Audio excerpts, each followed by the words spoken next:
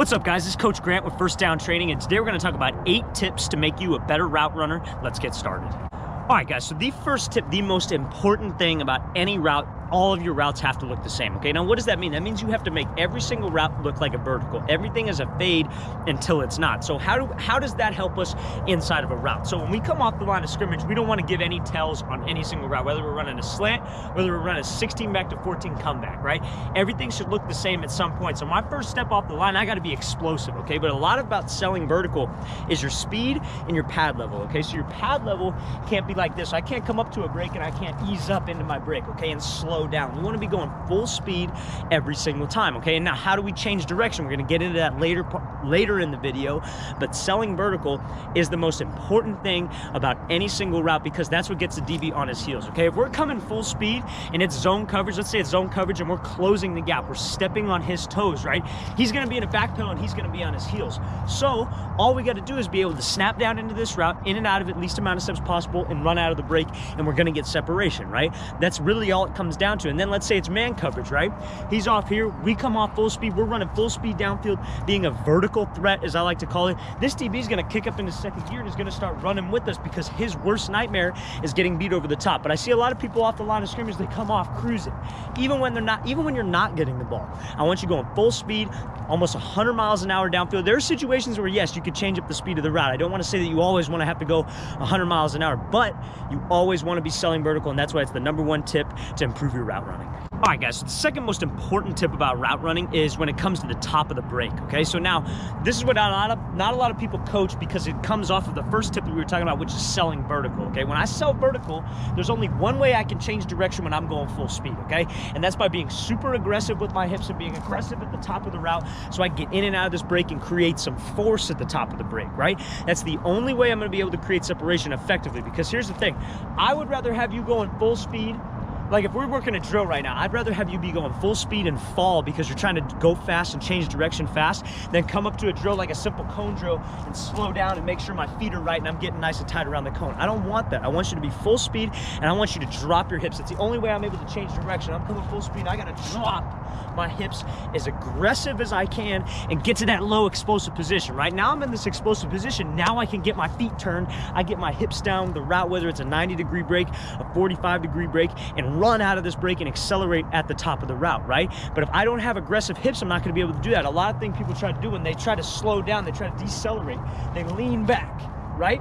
Now all that is an indicator. All that is I'm bringing my chest up. That's an indicator to the DB. He's gonna make a break on this ball and then he's gonna make a play on this ball, right? When we decide to decelerate, we gotta drop my hips and almost bring my chin to my knee because now I'm in an explosive position and I can just come right out of this break, get my hips turned and run back to the ball, right? I don't wanna have that situation where I lean back and slow down because one, that's an indicator to the DB, that's not selling vertical, and that's not how you effectively create force at the top of a route. All right, so after we covered selling vertical, right, and having violent hips at the top of the route, this brings me to my third tip, which is acceleration at the top of the route, okay? So let's say I'm running a dig, right? I'm snapping down right here, I'm from the slot, I got a safety, it's like zone coverage, maybe it's a quarters concept, right? He's gonna be driving on this #2, okay? I'm #2 receiver. When I'm at the top of my route, let's say the ball's coming maybe 3 yards to the left of me, okay? It's gonna be out early. It's a race to that spot for me and the safety, okay? So what I gotta do is I gotta pump my arms and run out of this dang break, okay? I can't come out of this break, this is what everybody does. And they could drop their hips fine, and what they do is they pop up and they're cruising because they expect the ball to be right off the break. Sometimes a quarterback, a linebacker could drop in that window. He could be second window and try to make this throw second window. But also, if we are cruising and we're not running full speed, this DB is either gonna blow us up and crack us right in our backside, or he's gonna make a play and run through our hands and pick the ball off, okay? We gotta help the quarterback out sometimes. So when we come up to the top of the route and I snap down, I gotta be in this position, and when I come out, I'm using my arms to run me out of the break. Everybody loves the expression, beat the drum, right? Well, they say beat the drum because they want your hands working. I hate that expression because it's slow when I take 10 steps at the top of the route. When I can just drop down, in and out of this thing fast and drive my arms and accelerate out of the break, I'm gonna win that race to the spot. And the faster you get out of the break, the faster the quarterback's gonna get the ball, the more separation you're gonna have, okay? So we gotta be in that explosive position with my hips, and I gotta drive out of the top of this break. I gotta explode, gotta pump my arms out of this break and run out of the break. You wanna run into the route, create some force at the top, and then run out of the route. We always wanna be running in every single route that we do, whether it's a post, whether it's a comeback, dig, out, whatever it is. Accelerate, sell vertical, make our break, be explosive, and then run out of the break. All right, guys, so now the fourth tip of route running is the speed cut, okay? So when we're gonna talk about this speed cut, this is like on a post, this is like on an out, a quick slant, anytime we're cutting off of our outside leg or inside leg and we're exploding up into a route. So we're gonna use a post as an example here, because the main thing about this is we can't reach for it, okay? I see a lot of receivers come out and they reach for this break and they drag their back toe. And again, that brings me to the last couple things I've been saying in this video. We don't wanna slow down. Anytime I drag this back foot, I bring my pad level up and I slow down. Like I said, I want to be running in and running out, and by dragging my feet, that's not what I do, and by lunging out for it, I'm slowing down my pad level. So I want to be real sudden. I want to be coming out, good pad level, sudden stick, and I'm out. And I want to be running into it, aggressive, being real sudden with this, almost like a stomp, but I'm not picking my foot up, right? I want to cut grass with my feet, and I'm pushing off that inside portion of my foot, because what a lot of people do is they make this break and they open up their hips too much, and they open up their foot and they get stuck right here, and then they pop up, right? Again, that's not explosive at the top of the route. When I make this break, I do want to turn my head and my shoulders, but I want to be pushing off that inside arch of my foot so I could shoot off like I'm a pitcher and I'm pitching off of a mound, pushing off that inside portion of my foot so I could drive out, pump my arms, and accelerate out of the break. So the main thing about a speed cut, guys, is we got to be sudden with it. We can't lunge and reach and drag my back foot. I got to be sudden, and I got to push off this inside arch so I can accelerate out of the break. All right, guys, so the next thing we're gonna talk about is snapping down, okay? So what everybody loves to coach is that first snap down step. So what a snap down is when you're running a route, and it's get rid of beating the drum, when you're snapping down with this outside leg so you can get your hips turned around, be in that explosive position, and come out. So the whole reason of the snap down is to get you in an explosive position, okay? So the technique of it is what I see a lot of people do is they go like this, and their hips don't drop. Their just chest comes over their knee, and then they're off balance, right? Then they take all these extra steps. But when I snap down, I want to drop my hips and I want to bring my chin to my knee. Now I'm in an explosive position. Now everybody loves to coach the first step, but how do I get in and out of it? There's no point of dropping to an explosive position if I don't get out of it fast and get my hips turned, right? So when I snap down, this is like on a 45-degree angle break. When you break on a dig, it's a different kind of break, okay? It's more so 2 steps, but this is gonna be 3 steps. So when we're snapping down, like I'm running, like I'm on the right side, I'm running a curl coming back to the left here. My second step is what gets my hips pivoted. So I'm snapping down, I pivot my second step because that's what gets my hips here. And then I get my third anchored in the ground, and that's what drives me back to the ball, okay? Like I said, I want to be explosive, sell vertical, explode at the top, create force, then run out of the break. We're not going to be able to do that if we waste time here, bursting up, and then we go like this.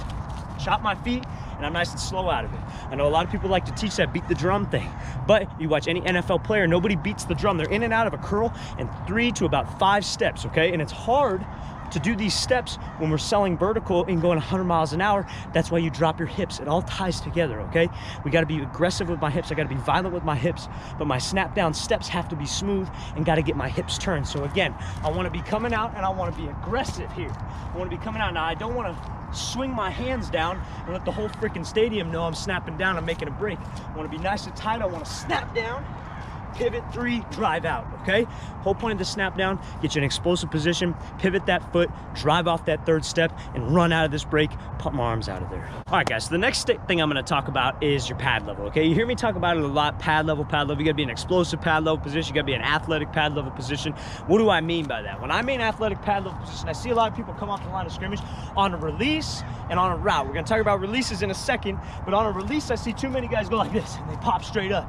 Hips aren't explosive, pad levels up, they're just gonna get jammed off the line because they got no base, they got no explosiveness, okay? So on a release, when I say pad level, I mean always being in this explosive pad level, driving from my hips, being explosive position with my legs, but always going forward, okay? Now, when I'm in the stem of a route, even at the top of a route, I don't wanna be like this, running nice and tall, because then I gotta come all the way down when I snap down and when I'm making a break. I don't want to be super tall. I want to be in this explosive position like I'm running 100 meter in track. You watch track guys run, that's explosive pad level, okay? When you watch 100, 200 meter, I do everything, base everything off of speed by watching track guys. Those are the fastest guys in the world. You watch their pad level or just their posture, athletic stance, That's what you should try to mimic on your route. So we need to be in this explosive position coming out. No indicator. Pad level is a lot of the reason why a lot of these great NFL guys, like you look at Julio Jones when he runs his route, no indicator. He's 6'4". He always has a good pad level because he understands, being a taller guy, that that's how you change direction. We got to be in explosive position, and then we make our break, whatever we decide to do. But we can't come up and we can't lose this right before we make a break and pop straight up, okay? 1, it slows us down. 2, it's an indicator to the DB or to the safety. And 3, we're not going to get in and out of a break fast by picking my chest up, okay? So again, this tip that I'm talking about right now is always having a good explosive pad level off the line, in the stem of the route, and at the top of the route. All right, guys, so you can't talk about route running without talking about releases, okay? Because that's what gets us up into the route. Now, a lot of the times people try to make it too complicated off the line of scrimmage. You don't want to have it be complicated. When you come up to the line of scrimmage, you want to have about 3 to 5 things that you got in your head. Come up there with a plan. Come up there with a reactionary plan with your hands. When it comes to our hand technique, it's all about reacting. But the most important thing in regards to your feet is being sudden with your feet and quick cutting grass, okay? What I see a lot of people do is they think their feet are going to get you separation. Your feet are not going to get you separation. And then this next tip, the last tip after this one, is we're going to talk about what's going to get you separation. But when I come with my feet, I see a lot of people go like this and they reach, right? 1, I'm outside my frame, I'm not explosive, my hips are open, I'm gonna pop straight up when I try to get into this route, and I'm gonna be slow. It doesn't work. Now, what you need to be with your feet is you need to be quick. You need to be sudden with my feet, cutting grass, being real quick with my feet, and keep it inside of my frame, because the DB ain't gonna be like this looking at your feet. If he is, he's stupid, and we should just be able to run right by him, and just a quick jab will get him, right? He's not looking at your feet, he's looking at your torso. But when we're sudden with my feet, that gets a reaction out of this DB, okay? When I'm quick, but I gotta have my head and my shoulders working with me, and I gotta have it being violent. We're gonna talk about that in a second when it comes to top of the route, when it comes to releases. But the most important thing in regards to your feet with the release is being sudden, cutting grass with your feet, being really explosive, okay? I can't be slow with my feet either. I see a lot of people do this. Nice and slow, and they swing this out here. You don't have time to do that crap. Maybe in a one-on-one in a camp setting where the quarterback can take a 7-step drop and just sit there for 5 seconds while you're getting pressed off the line into the freaking sideline, right? We got to get up into this route. In a game time scenario, quick feet, get up into this route. That's the most important thing when it comes to footwork off the line of scrimmage. All right, guys, so the last tip I'm going to talk about today is what's going to get you separation at the top of the route and the line of scrimmage. It's your body being violent with your head and your shoulder movement, okay? Because like I said, the DB is not looking at your feet. He shouldn't be looking at your eyes, okay? If he is looking at your eyes, easy money. We could just give him a little quick jab inside and look inside with our eyes and get up into this route, because he's looking at your eyes. It's not discipline. He should be looking at your hips, really your hips, but your torso is what's going to get you separation. So if I'm just making a quick little speed release, or like, let's say it's a wide step, right? Where I'm just coming here, wide step, trying to take this inside release, right? I got to make believe that I'm going vertical with my body, and I got to be aggressive with my head and my shoulders. So when I come off the line of scrimmage, I got to be here, and I got to be violent with this, violent with my head and my shoulders to get this guy to he's going to do either one of 2 things. He's either going to shuffle or he might turn. Either or, he's giving up his inside. And then all we got to do is get this off handoff, take the inside release. Right now, I'm at the top of my route. When I'm making, let's say, I beat a guy off a man coverage off the line of scrimmage. I restack him. That means he's trailing me, right? When I'm up top, if I'm just like this and my body stays square and I make a cut, he's just going to be able to undercut it. DBs are trained too, okay? They work on their stuff too. He's just going to be able to undercut it. But if I give him something with my head and my shoulders, I'm on top, and I give him a cut here, head and shoulders maybe peek back a little bit, that's what's going to get him to believe that I'm going inside when I'm really cutting out, or I'm going inside, or I'm going in when I'm really cutting out, okay? He's gonna believe that if I'm violent with my head and my shoulders. That's what gets you separation. From your waist up, this is what gets you separation. Not stepping super far with your legs. You wanna keep your legs explosive, and you want your head and your shoulders to be violent. That's how you're gonna get the most separation. All right, guys, I really want to thank you for watching. I really appreciate it, guys. If you're a receiver and you want to improve your football IQ, get better at recognizing coverages, please check out that link in the description below. And guys, please leave in the comments if you have any questions. I will make sure to get back to you. I'll see you guys next time.